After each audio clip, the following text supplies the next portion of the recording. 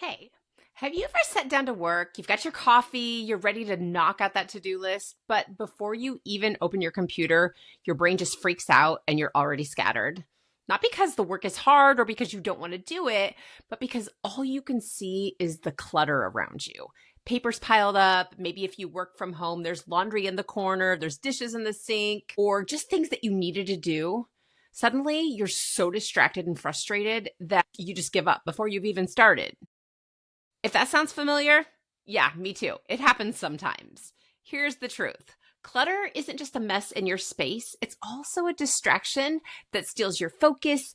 It slows down your productivity and it leaves you feeling behind before you even start. And while there's a lot of people out there trying to just push through, they put on the noise canceling headphones, or maybe you turn on the ambient music on YouTube like I do.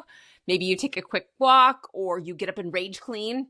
That doesn't fix anything. You're still stuck with the clutter when you get done. So today, we're going to break down why clutter is really working against you and your goals, why those fixes that you try don't actually work, and what you can do to focus, to be more productive, and to feel calm so that you can finish this year feeling really proud of yourself and having the success that you want. And so by the end of this episode, you'll have simple steps to start clearing your space and your mind so you get more done and actually enjoy doing what it is that you do. If we've not met before, my name is Megan. I am a coach. I help successful, motivated people clear out their minds, clear the anxiety and stress from their bodies so that they can feel confident, calm, and have the success that they've been working so hard for. Let's start by talking about clutter. It's not just gross things laying around, stacks of paper, or things that you know that you need to do. It is a major distraction. When you have piles of stuff, your brain has to constantly filter out all of that noise. It's quiet noise, but it's still there. It's stealing your attention.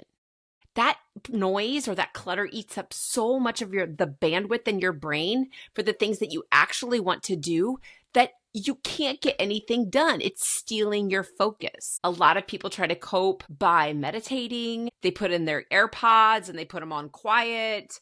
They have a playlist. They get up and they move when they're trying to work. That's actually a good one.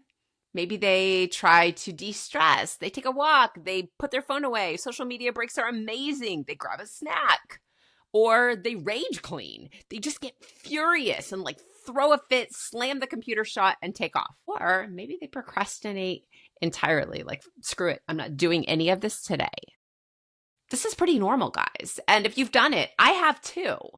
All of these things fail, though, because what's really the problem, the root cause is that there's so many distractions in the physical environment that your brain can't refocus. It's still drawn to what's laying around.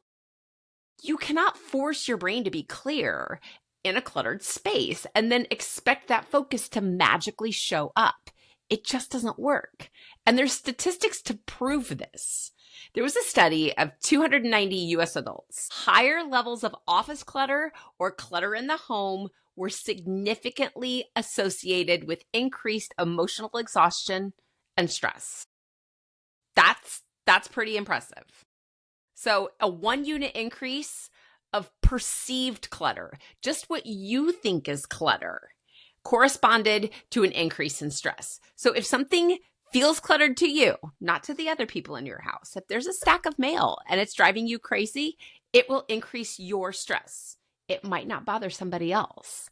But what I know and what you need to know is that when you're stressed, it makes it more difficult to think or to focus. And the longer that you're stressed, the more likely you are to become anxious.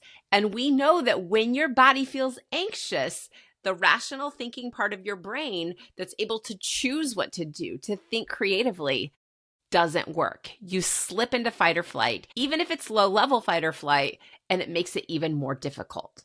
So before you get to that point, we have to have a way to not just help you be more productive, to lower your stress levels at work and at home so that your mind, your body, and your space are all clear and calm.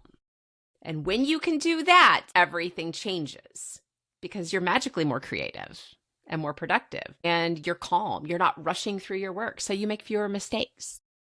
So let's talk about what clutter is doing to you.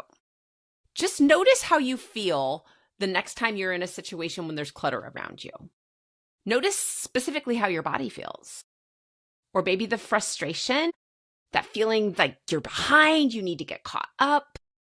Or maybe suddenly you're grabbing your phone, or you're walking over to empty the dishwasher, or you're going down to get another drink out of the drinking fountain, whatever it is that you do.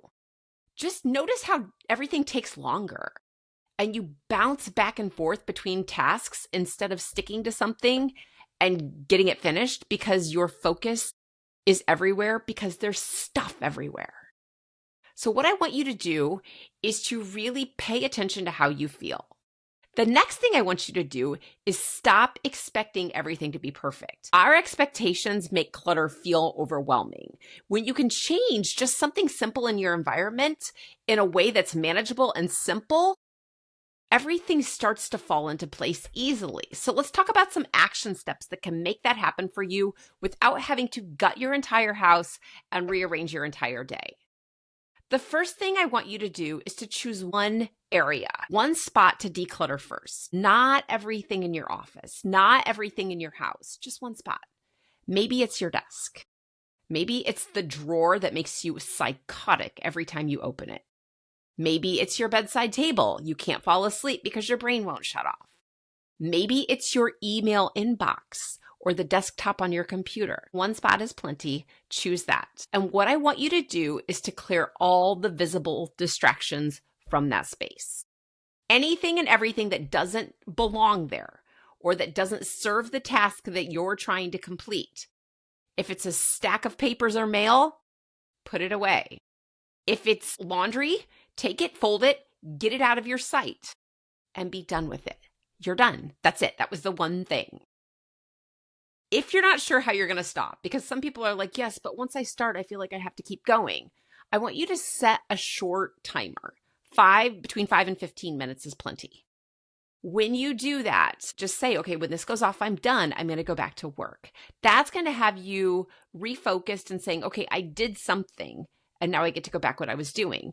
If you want to make this start to be a habit, you can set that short session up every single day on your phone so that when that alarm goes off, you know you've got between 5 and 15 minutes, whether it's in the morning, the afternoon, or the evening, where you're going to focus on decluttering a space. A space, not all the spaces, right? And the next thing I want you to do is really celebrate when you win.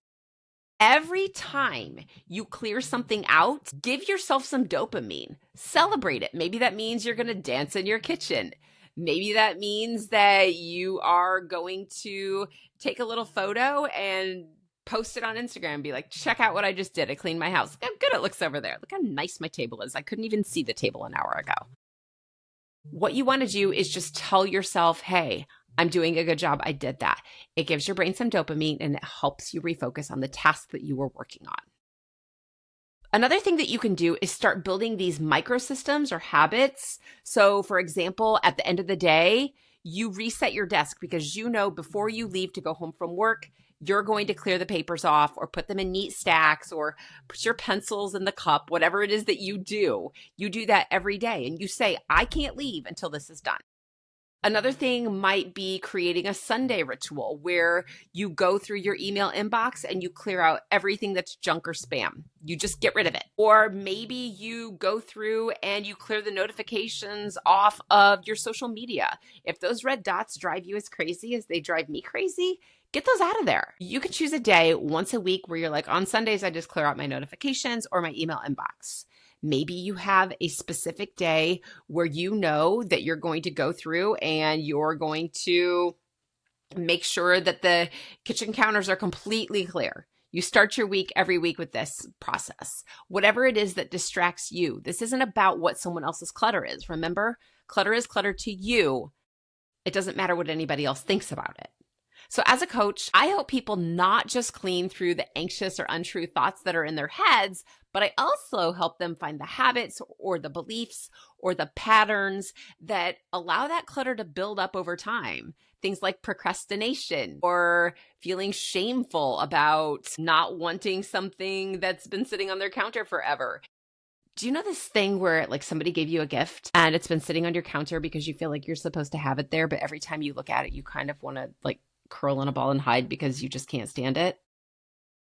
There's a lot of shame attached sometimes with getting rid of things. We can talk about that and what it's like to be able to say, hey, this thing has to go. It's driving me mad. You might also have this idea of like, I don't have time. I'll get to it when I do. We can find the time to say, hey, let's create this space where you actually feel like you do have the time and you do have the presence to be able to live in an environment and work in an environment that feels productive and good and exciting to you.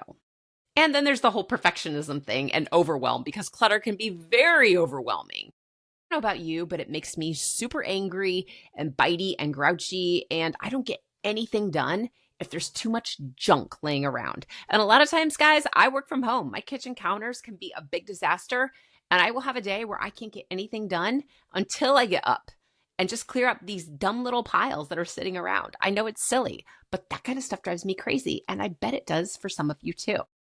So what I do is I just support you in helping building consistency so that clearing the clutter becomes a strategy, not a freak out session, and that you don't have to avoid it anymore. When there's accountability, when there's structure, when you have a mindset shift, it gets you to a place where you can stop getting stuck and you start noticing how you can make progress. Even when there's a big mess, even when things, maybe you had a party and you have to clear it all up and you're just like, oh, this is beyond clutter. This is a disaster. That's okay. We can talk about how to create a space that allows you to get back on track. Because when you clear your environment and your mind in the process, here's what your life looks like once it becomes a habit. You notice that you're a lot more focused and productive. I used to wonder for a while, I actually did a podcast episode about this a while back, about ADHD. Was it ADHD? Was it anxiety? Was it perimenopause? Was it just like whatever was going on? And my daughter brought me downstairs. She's like, Mom, I have a solution for you. Try this. She turned on ambient music on YouTube. We cleaned my entire desk up and it really wasn't even that dirty. I just had so many things that I was behind on because I hadn't focused in so long that we got all of the projects in order. We turned on the ambient music. I've been good to go ever since. That has been great for me. And I created this new routine where I'm only moving the things upstairs to work when I'm working upstairs and everything else stays out of my line of sight. My desk is clean. My files are organized and put away. I still love the ambient music, just not when I'm recording a podcast, but it allows you to be distraction free. And you start creating that as a system instead of having to try to do it every single day. So you're more focused and you're more productive on a daily basis.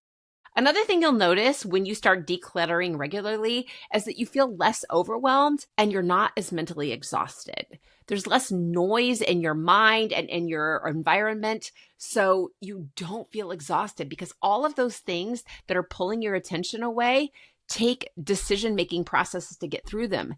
And your brain already makes so many decisions in a day that it's why you can't do things like figure out what to make for dinner. Clutter makes it harder to figure out what to make for dinner, which seems crazy, doesn't it? You have better energy and more momentum. All of these little small wins start to build your confidence that like, wait a second, I actually can focus. Now, please know that if you have actual diagnosed ADHD, I'm not talking about you right now. Right? Please don't come at me in the comments and say, yes, but Megan, you don't think you understand ADHD. I do. I'm not talking about ADHD right now. I'm talking about clutter distracting you because there's definitely a difference, right? And you guys understand that because ADHD is real. What I'm talking about is the clutter that's distracting people who don't necessarily have ADHD, who have trouble focusing because of all of the other things that are pulling their attention and their mental energy away. So all of those small wins start building your confidence, and that creates even more wins. Like you're like, wait a second, I know exactly how I can create a system to get rid of this other thing that's driving me crazy. Another thing that happens is when you don't have that clutter there. Remember when I mentioned the bedside table? You start to sleep better. You're not overthinking as much in bed. So you have better rest, better thinking during the day.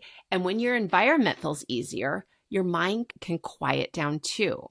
You sleep better. You make better, faster decisions. And the one thing that I know that so many people are looking for that feels really hard to get sometimes is more presence and enjoyment. You can enjoy your work more, your time at home more, your downtime more because you're not rage cleaning or running around. You're not feeling behind or frazzled. So here's what I really want you to take away today. Clutter isn't just about that stack of mail or the laundry. It's about mess. It's about energy. It's about focus. It's about the way that your brain processes the world around you. You don't have to keep wondering if you're ever going to get caught up. You don't have to clean all of the house at once. You don't have to avoid the mess and feel worse. None of that. You just need one small on-purpose step at a time and to celebrate along the way so that your brain gets all of those happy chemicals. Because when you do that, you're going to notice more than just a clean desk or a clean countertop. You're going to notice more that your energy goes up. You'll notice that your energy goes up. Your focus sharpens. Your stress goes down. You actually have more bandwidth for the people who you love. You're not snapping on people. You're not ignoring people. You're not just so frustrated that you're like, I just can't deal with anyone else today. And you start being successful with the goals that you want to achieve, whether it's now or before the end of the year or before next year at this time. You start spending time with the people that you love, and you're actually able to just sit there and really hang out with your kids or your spouse or your partner or your best friend or whoever else it is that you want to spend time with without feeling like you're being pulled in a million different directions. So here's my challenge for you this week. Pick one spot. Maybe it's a pile of mail. Maybe it's a to-do list on your desk. Maybe it's your calendar or your email inbox, and clear it. And then notice how you feel after you get that done. Then I want you to send me a message or share in the comments, because I would love to cheer for you and to hear what changed. And if you're ready to go deeper, not just to clear clutter, but to build systems and habits that free you from all of that distraction and to create routines that work so that you create momentum and confidence, let's talk. Because coaching is where we discover the patterns that keep you stuck, and I'm going to help you create a sustainable strategy so that you can focus on growth without burning out. I hope that sounds amazing, because it is so much fun. Coaching is where we start to uncover the patterns that keep you stuck. I'll help you create sustainable strategies so that you can focus on growth without burning out. So thank you for listening to this episode of More Than Anxiety. Don't forget to subscribe and leave a review if this helped you, and share this episode with somebody else who is drowning in clutter, who needs a little bit of clarity. Until next time, here's to less mess, more focus, and the kind of calm that fuels your success instead of keeping you wishing and stressing. I'll talk to you again soon.